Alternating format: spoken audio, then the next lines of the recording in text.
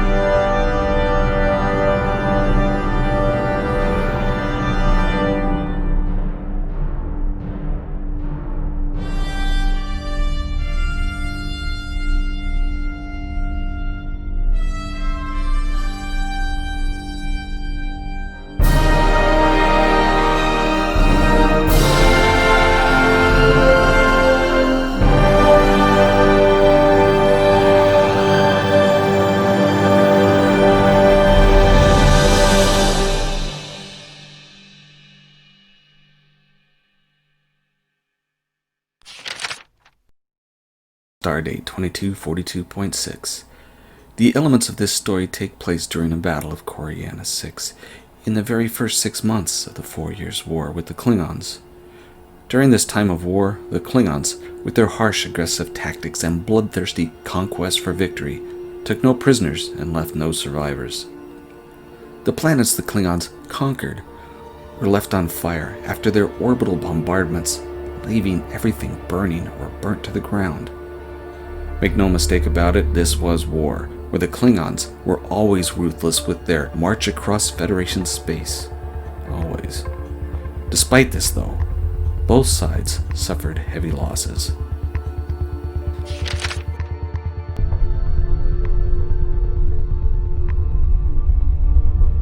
Since the beginning of the war, Starfleet had been outmanned and ill-prepared for battle.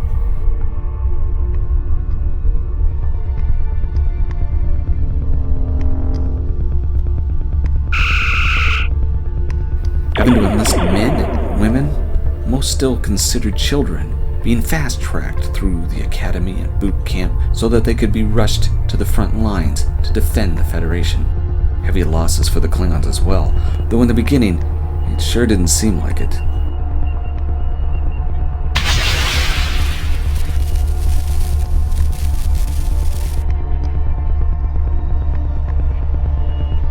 Even now, it was hard to tell, but what was known is that the Klingons had thrown everything they had into the campaign against the Federation.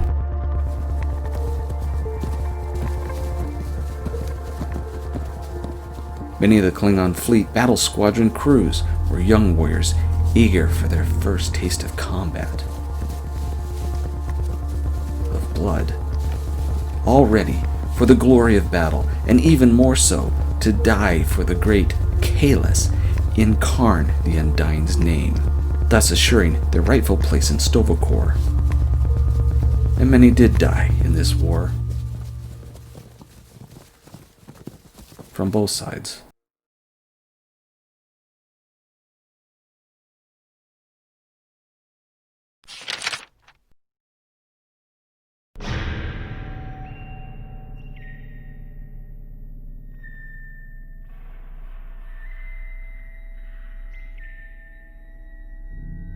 But here, on one of the moons over Coriana 6, two young lone surviving soldiers from opposing sides will meet. A young Klingon warrior having shot down a Federation troop transport only to have his own bird of prey to be shot down moments later. Now stranded and alone in the middle of the night on this rock, stumbles upon a young wounded Federation Starfleet trooper.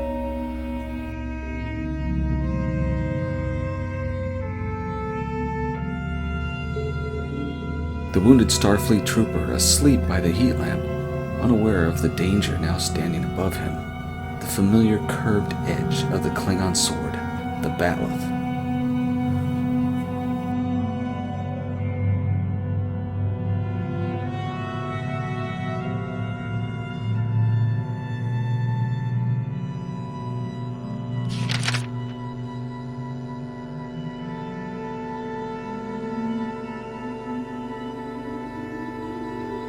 Looking down at his helpless, defenseless, wounded prey, noticing the hollow projection next to the damaged body, the trooper's family, no doubt. The beating of the young Klingon's heart now, so loud in his ears, he screams out.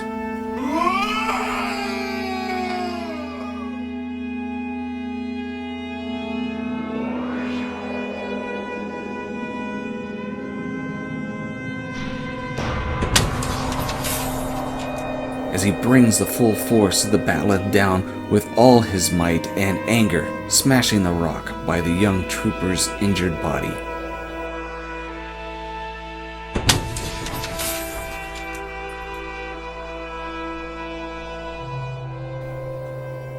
Waking the young Starfleet trooper, now paralyzed with fear and terror, the light from the heat lamp, the shadows of the night, making the young Klingon warrior to appear like some 10-foot monster from the young trooper's worst nightmare. The young Klingon warrior, ashamed from his inaction to slay the defenseless enemy, as he lied there, asleep and wounded, but now feeling more ashamed because he almost did.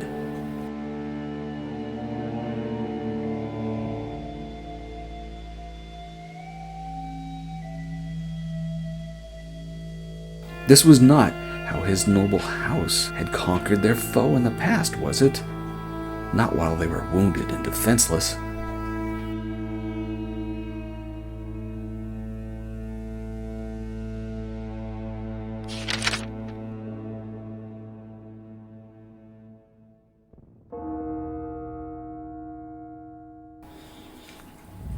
He wasn't supposed to murder this young Federation trooper who longed for his family in his sleep, was he? This left the young Klingon warrior distraught, now confused in his heart, for he knows that this is the enemy and he knows what must be done. How honorable would that be, this being his first time real combat since the war began. Up until now, his squadron had been attacking Federation civilian outposts and freighters. But now, here was his enemy. Not some helpless civilian, but Starfleet, the enemy.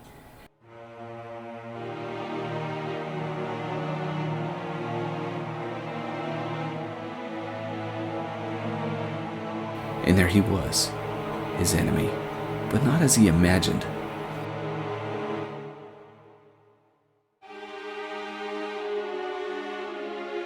No, the young warrior dreamed of the day when he would meet face to face with his nemesis and have glorious combat to the death. Lying before him, though, was a small, puny, wounded creature, only a few moments ago asleep and defenseless. There would be no honor in killing the trooper, no great songs to be sung of his glorious, triumphant victory against his worthy foe. The young Starfleet trooper looking up at the Klingon warrior trampling around the edge of the light, like a lion circling the lamb ready to make its kill.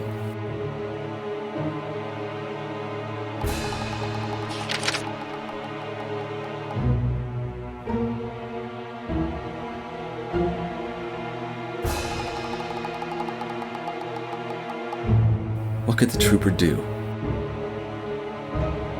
The wounds at his side, bleeding through his uniform. Could the Klingon smell his blood? Why didn't the Klingon just kill him? Why was he continually circling the perimeter? Was this some sort of Klingon tradition, ritual? The trooper's laser was far out of reach. Tending to the wounds seemed more important at the time.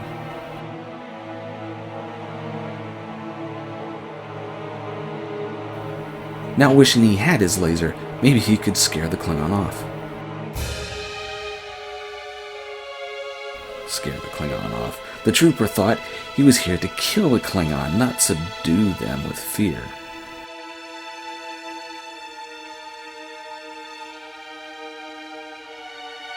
All these thoughts and more raced through the young trooper's mind as he struggled, gasping for air, watching the Klingon stalk the edge of the shadows.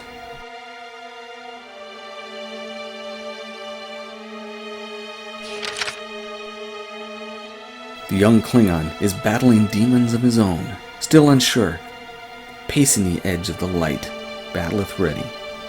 Then, with no warning, he stops, his heart pounding once again in his chest, with blood racing to the warrior's head, making him want to scream again. Looking down at the helpless Starfleet trooper, the warrior's thoughts race on. He knows that if he were to kill his Starfleet enemy, there would be no honor in it.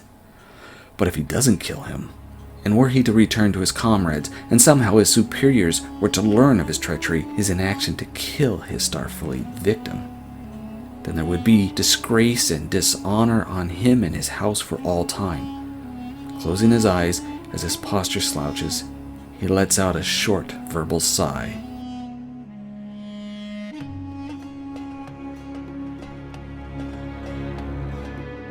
Then breathing in deeply, standing fully upright as his grip tightens on the leather wraps of the handle of the bat'leth.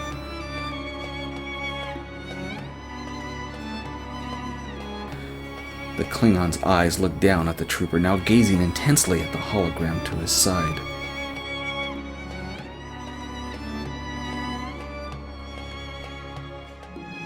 The young Starfleet trooper, looking at the family picture, once wanting nothing more than to make them proud. Now, wanting nothing more than to be with them once again. The two lone soldiers from opposing sides make eye contact again.